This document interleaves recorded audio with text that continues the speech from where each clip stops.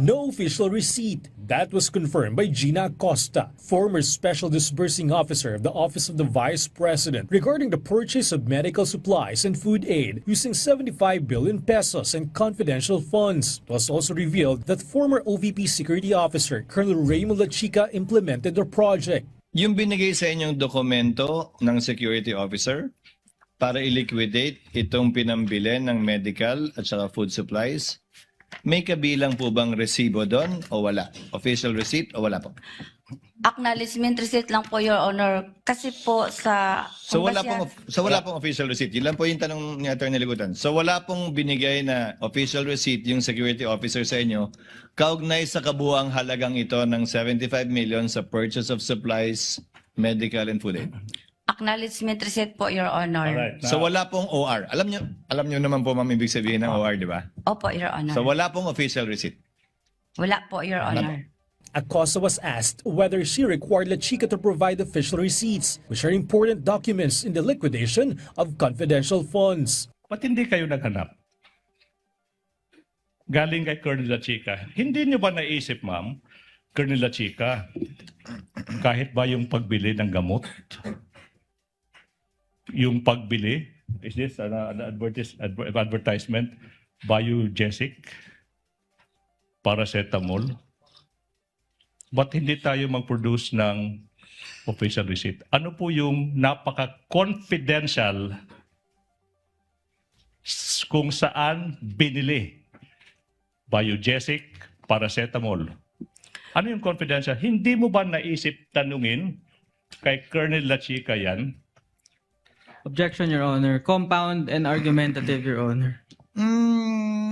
I'll allow it for now, Counsel. Kindly answer, Ms. Gina. Hindi niyo ba naisip humingi ng OR? Your Honor, as I browse or as I verify po ng mga acknowledgement receipt na binigay sa akin ni SO Officer Colonel Lachica, naitanong ko po siya kasi may napansin po ako na ang iba walang date, walang name, may pirma. Ang sagot naman sa akin ni SO Officer, Ma'am Gina, kung ano man ang binigay ko sa iyo na mga dokumento, yun na yun. Kasi ang mga transaction or ang operation door is very sensitive information. Sensitive information po, Ma'am Gina. At saka confidential po ito. Kaya kung ano ang binigay ko sa iyo na mga acknowledgement receipt, yun po, yun. However, Acosta also couldn't confirm whether Lachica actually distributed the confidential funds to the recipients listed in the documents. Nakita mo ba si Colonel Lachica na nagbigay ng 100,000 pesos in confidential funds sa isang Antonio Pagong? Yes or no? Nakita mo ba si Colonel Lachica nagbigay ng perang iyan, 100,000 pesos to Antonio Pagong? Nakita mo ba siya o hindi?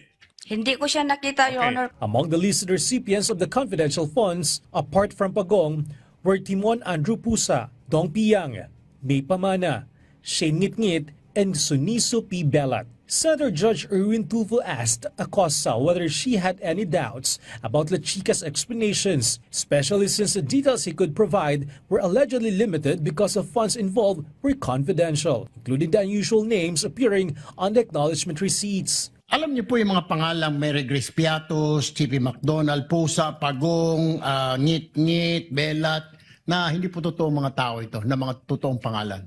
Alam niyo po yun. Na-encounter ko po yun. Tanong ko po, alam niyo na hindi po totoo. Chippy McDonald ninyo, I'm sure. Nag-rely po ako sa...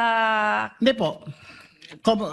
Common sense lang po. Pusa, Pagong. May apelyido bang Pusa, Pagong sa Davao? Wala po akong narinig na Okay. ganyan, Your Honor. Pero alam mo na ito po, hindi totoo mga pangalan. totoong tao po sila. Totoo pangalan, pero hindi mo totoong pangalan. Yes po, Your Honor. Okay. So, tanggap mo rin po ang rason ni Colonel Lachiga na huwag ka na magtanong kasi confidential fund yan. Hindi ka pwede magtanong. Despite the fact na ikaw ang disbursing officer at baka sumabit ka. So, hindi mo na tinanong, ano ba talaga ito, Colonel? At delikado ito, baka sumabit ako. Tama na ba yung sagot niya? Huwag ka na magtanong, tumahimik ka na lang dyan dahil confidential fund yan. Ikaw ang disbursing officer. Meron po siyang binigay sa akin, Your Honor, na fund utilization report po, Your Honor. Aside po sa pag-verify ko sa kanya kung ano, bakit ito ang pangalan, Your Honor. Kasi confidential in nature po yun, Your Honor. So sa tingin mo, walang mali po sa paggasta ni Colonel Lachiga sa intelligence fund, confidential fund ng Office of the Vice President? Sa tingin ko po wala kasi nabigyan po niya na ako ng fund utilization report, Your Honor, na binabangga ko po sa object of expenditures na binigay niya sa akin. Senator Judge Raffy Tulfo raised a similar point, particularly as unusual names of the recipients of the confidential funds continue to be questioned. Kasi sa isang normal na tao, kapag siya'y binigyan bilang isang SDO tulad sa inyo ng listahang pangalan ng mga informants na bilat, pagong at pusa, papalag ka. Ano ba to, Colonel? Mukhang hindi ata tama to, bastusan na to. Di po ba? Para sa normal na tao. Am I right? Nag-rely po ako sa sinabmit po sa akin ng security officer, Your Honor. Kaya nga po, bilang isang normal na tao, ulitin ko, pag nakakita kayo ng ganong pangalan, bilat, pagong, pusa, etc. Belat. Okay, belat, same. Magugulat ka, di ba? Magugulat po. Madam Witness, meron akong kopya dito na kung saan maraming pangalan ng mga informant at iisa lang po yung pirma. So if you're a normal or average person, papalag ka na naman. Teka muna, Colonel, bakit ganito? Bastusan na to, lokohan to. Yung iba-ibang mga pangalan pero isa lang po yung pirma. Hindi ko nagtaka. Piniripay ko po yun si Colonel Lachiga, Your Honor. At ang sagot naman niya sa akin, Ma'am Gina, those are sensitive information, Ma'am Gina. At saka, confidential in nature po yun. So naniwala kayo sa sinabi niya na confidential nature kahit na isa lang signature sa napakaraming pangalan. Kasi So you siya took his po, word for it. kasi siya po ang nag-implement sa mga confidential activities, Your Honor, on the grounds. Siya po ang inatasan na mag-implement. Siya ang implementor po, Your Honor. So for me, in this case, you're stupid in the name of blind loyalty. Ano po yun? Naging stupido kayo sa ngalan ng isang tinatawag na blind loyalty. Nakapikit kung ano yung sinasabi sa iyo ng nakakataas, sinusunod mo na lang. Stupido ka pa rin, pero in the name of blind loyalty. Would you agree? Dili ko maintindihan, Your Honor. I'm sorry. AGCOSA also relied on the fund utilization report submitted by Lachiga in connection with the rental of the safe houses, which cost 16 million pesos. After AGCOSA's 2 appearances on the witness stand, heard direct and cross-examinations, as well as the interjection from the senator judges, have concluded.